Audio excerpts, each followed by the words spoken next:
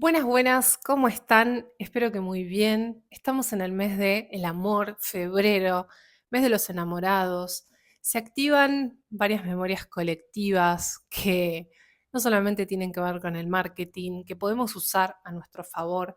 Por eso hoy quería traerles un término muy antiguo, simbólico, que es la boda sagrada. La boda sagrada es la unión de los opuestos complementarios y la restauración de un nuevo orden.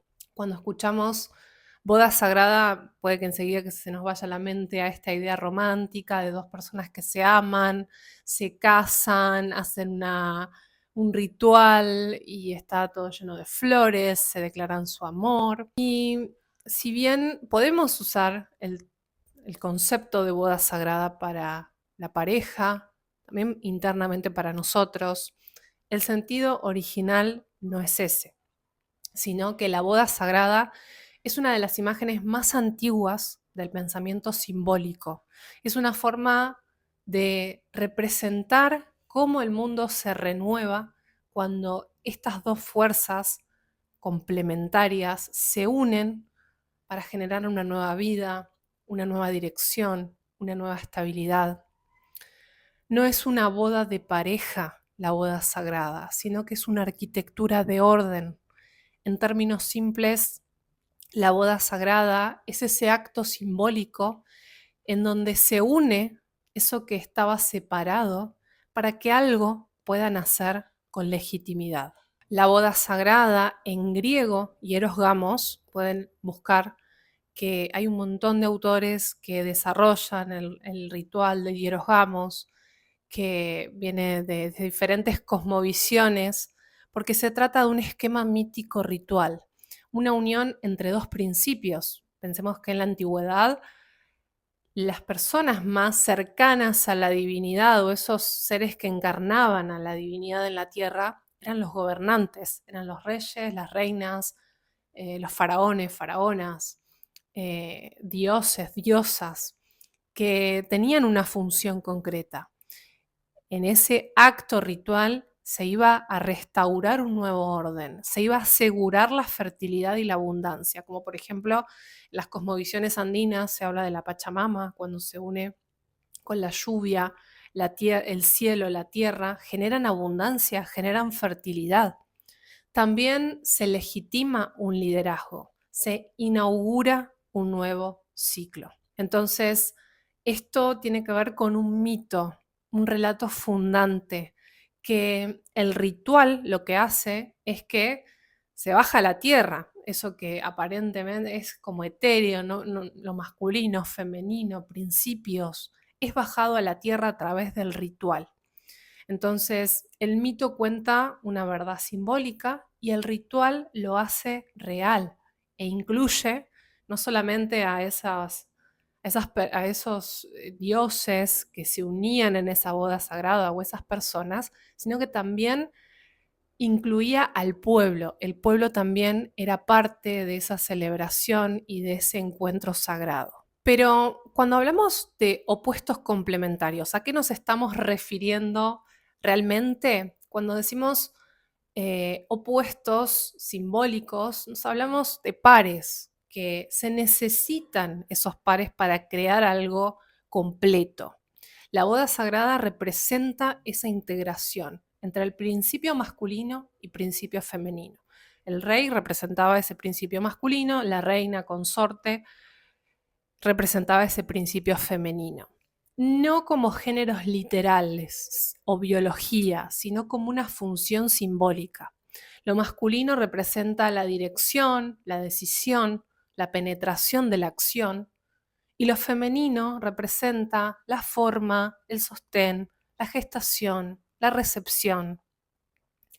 La idea no es hombre versus mujer, no tiene nada que ver con feminismo, machismo, sino o con la creencia de que necesitamos a otro para completarnos, necesitamos encontrar esa alma gemela, sino de un principio que necesita que una parte impulse y que la otra parte reciba y convierta eso en una realidad. Y acá es muy importante hacer esta aclaración, que cuando hablamos de boda sagrada no necesariamente estamos diciendo que esto implicaba sexo real, porque hay muchas lecturas que asumen esta literalidad y muchas veces la exageran, pero hay estudios que nos hablan de que esto era más simbólico, era una dramatización simbólica, podía haber variaciones según las épocas, las cosmovisiones, las ciudades, pero a lo que se refería la boda sagrada es que había un lecho, una cama, un ritual, había canciones de amor, había una cámara nupcial, pero no siempre existía el sexo literal, porque a veces hablamos de entidades, de figuras como dioses que van a representar ese principio masculino y femenino. La forma más documentada del hieros gamos aparece en Sumeria, Mesopotamia. Es para que tengamos en cuenta los registros más antiguos que tenemos sobre nuestra civilización humana. El núcleo central se basaba en dos figuras, que eran la diosa Inanna, diosa del amor, la fertilidad, la vida y también el poder soberano, y también el dios Dumuzi, que era el pastor, el rey consorte. En ese momento hablábamos de civilizaciones más matriarcales. La unión de ellos no representaba una pareja enamorada, sino que representaba una idea política y cósmica. El reino prosperaba cuando el poder humano se alineaba con este principio creador. Para que se den una idea en términos simples, el ritual sumerio se representaba este casamiento entre la diosa Inanna y el rey Dumuzi, pero en el sentido profundo era que la tierra sea fértil, que el pueblo tenga abundancia, que el líder sea legítimo. Este punto es esencial, porque la boda sagrada era una tecnología simbólica para ordenar un mundo. No era entretenimiento, no era solamente romance, seguramente que también habría, digamos, esta parte también estaría de rendirle culto a la pareja, pero era una forma de asegurar la estabilidad colectiva. Los tres propósitos por los cuales se hacía este rito ceremonial tenía que ver con el primero, como dijimos, la fertilidad y la abundancia. En las sociedades, tengamos en cuenta que en ese momento las sociedades vivían a través de lo que ellos sembraban, dependían de los ciclos, de las lluvias, de los cultivos, de los animales, de las cosechas. La boda sagrada funcionaba como un sello, un lenguaje que permitía que sepamos que entramos en una etapa de fertilidad. Se invocaba la prosperidad.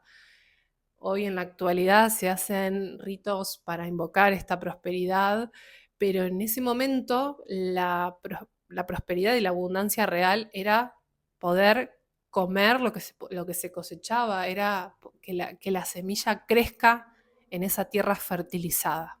El segundo propósito era la renovación de un nuevo ciclo. Recordemos que la vida no es lineal, sino que es cíclica. La boda sagrada marcaba ese cierre de etapa, esa apertura de ciclo, ese reinicio simbólico. Cuando, por ejemplo, podemos verlo en la actualidad, cuando una persona vende la empresa y aparece un nuevo dueño, claramente no solamente hay un cambio de persona, sino que hay una reorganización de autoridad y de visión. El tercer propósito era la confirmación de esa autoridad. Este es el punto más poderoso, porque el rey no era rey por sí mismo, tampoco vamos a hablar mal y pronto de que estaba incompleto, pero sí se consideraba esencial que este principio masculino que encarnaba el rey también esté complementado por este principio femenino que encarnaba la reina o la diosa. Entonces, en términos simbólicos, el liderazgo se vuelve verdadero cuando el sistema se reconoce, cuando se reconoce este masculino, cuando se reconoce este femenino, estos dos opuestos complementarios, y la boda sagrada es ese acto que hace visible y oficial ese reconocimiento. Y acá viene la parte más interesante, cómo era el ritual. Podemos entender que en la mayoría de los rituales hay primero una preparación. Primero hay una limpieza, un baño, que se usaban perfumes, una vestimenta especial, la disposición del templo, la purificación, entrar limpios en este espacio ritual. La idea de esta purificación o preparación tenía que ver con separar lo cotidiano de este acto sagrado. Acá toda la conciencia, toda la atención estaba en el presente, no era algo cotidiano, sino que se marcaba esa diferencia. El paso número 2 era la entrada pública, la procesión hacia el templo. Todo el pueblo caminaba cantando, recitando rezos, digamos, acá se incluía a todo el pueblo, no era algo que quedaba solamente en las dos partes que se unían, sino que acá realmente se estaba representando que se estaba casando un orden entero. El paso número 3 era la cámara especial. Había un lugar consagrado, una habitación nupcial, en donde el sentido era que ese espacio era el umbral, era el lugar donde ocurría el hecho. Acá se entraba en otro estado. El paso número 4 es la unión simbólica. Acá se representa la unión con gestos, con himnos, con presencia en el lecho ritual. Acá se materializa la integración de estos opuestos. El paso número 5 era la proclamación. Acá se declaraba la fertilidad, la prosperidad, la legitimidad. El sentido era que después de la unión se decreta y se anuncia este nuevo orden.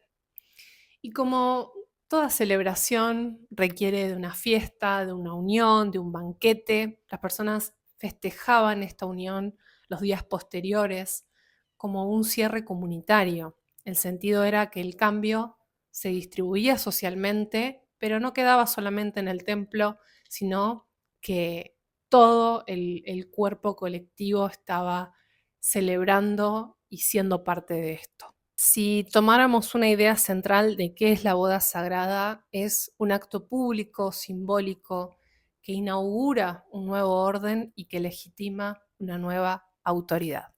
Si lo llevamos a la actualidad, si lo tomamos a esto aplicado a nuestra vida, lo importante no solamente es copiar el ritual, para mí es muy importante el ritual porque es nuestra comunicación directa con nuestro subconsciente, es el anuncio, es la, la traducción de lo etéreo a lo material, el poder concretarlo y concluirlo, pero también es recuperar la función, es marcar ese paso, declarar una nueva etapa, reconocer al opuesto complementario, reconocerlo, asumir el rol con legitimidad y convertir esta visión en una estructura visible. Si sos una persona que siempre está creando proyectos, por ejemplo, que siempre está en ese modo de creación, pero no lo estás encarnando como una obra, cuando no estás pudiendo materializarlo, bueno, ahí es importante reconocer este otro opuesto complementario. Es importante que ambos trabajen en unión. Hoy la boda sagrada es la unión entre la visión y la forma, el deseo y la estructura, el llamado y la obra. Si tuviéramos que sacar una esencia de todo esto, sería que la boda sagrada no es una boda, sino que es una coronación.